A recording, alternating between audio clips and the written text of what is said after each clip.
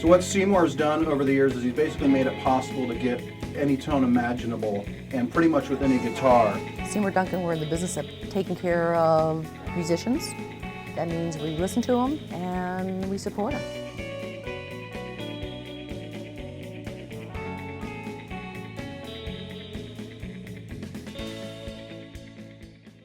I am most proud of the employees' just attitude every day.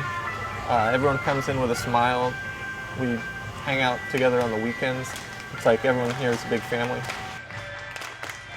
Great place to work.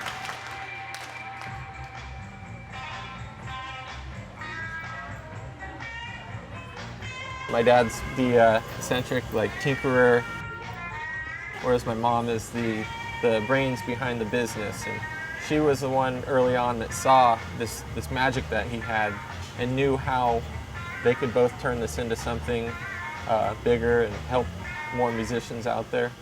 He, the tone, me, the building of the company, communicating, taking care of our customers. Seymour's name should be mentioned, I think, in any discussion as far as guitar tone is concerned.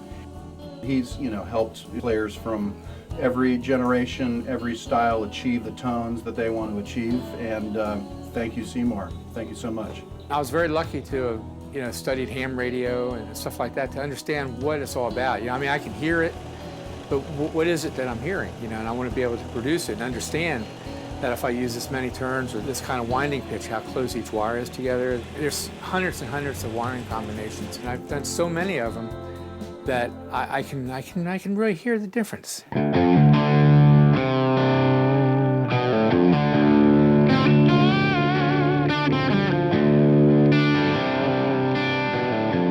Seymour Duncan originally started rewinding pickups for guitar players when he was in London, England, and this probably would have been the mid-'60s, I'm going to guess.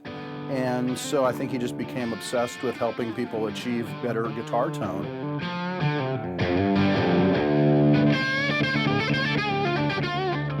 Having Seymour Duncan pickups in your guitar, you're putting something in your guitar that basically goes back to the beginning of rock and roll. He worked with Hendrix.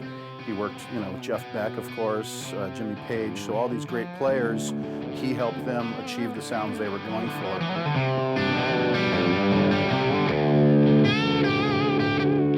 Seymour has an uncanny ability to be able to translate someone describing what they want in sound, in words. Like warm sounding or bright or tight. There's a lot of terms that are used to describe a pickup. To get to the science, you have to have the magic or the mindset to understand where you're coming from. So finding a pickup that has a tone that's to your liking, it's so important. It's just a very important part of playing. It's very important to what you hear, and it's a tone that you produce that makes other people appreciate what you're doing too.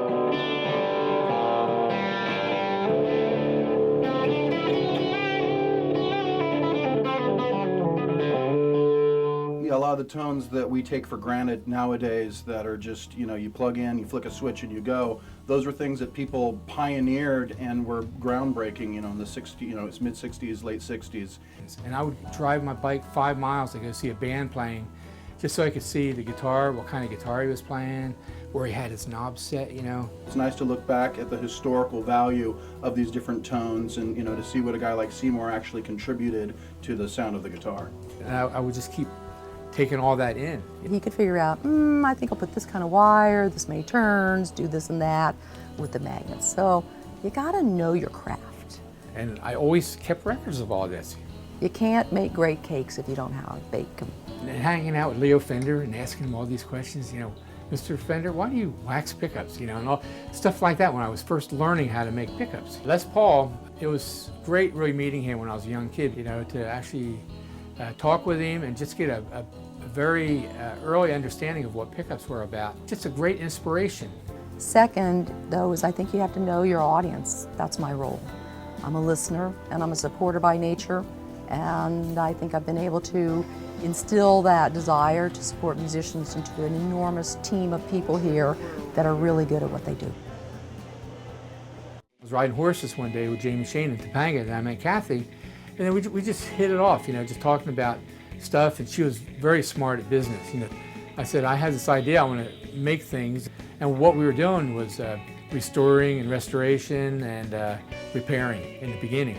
We weren't manufacturing anything. Through word of mouth, one thing led to another. Oh, you should try this Seymour Duncan guy, makes some good pickups, go to him. And then from there, that started the actual rewind business. People would send in their pickups.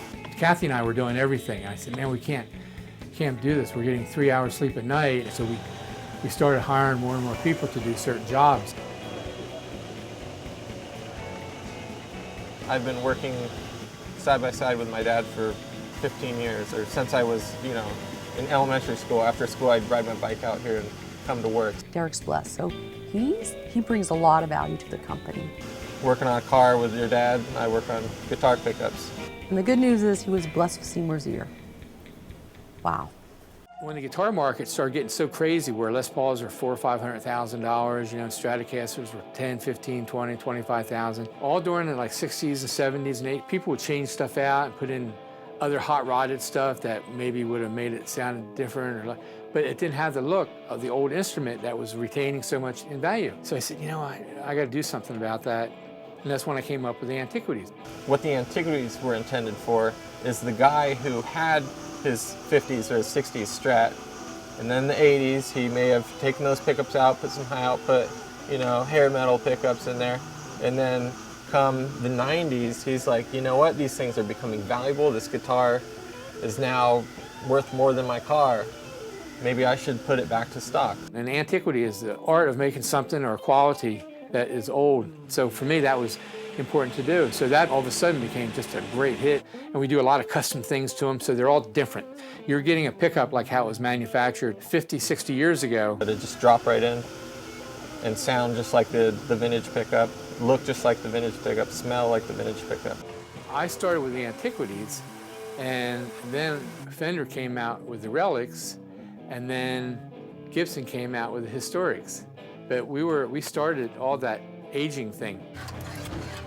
They resonated very well with the customers. So it's a classic case of we were listening, not necessarily to what someone technically told us directly, make me something that looks like this, but that way that you listen in an anticipatory way. You read in between the lines. You listen for the hungers, you look for the needs, you look for how can I bring a smile to someone's face. Seymour still winds pickups. Trying to help players achieve their dream tone. And if you ever happen yourself in Santa Barbara and stop by the shop, come and say hi.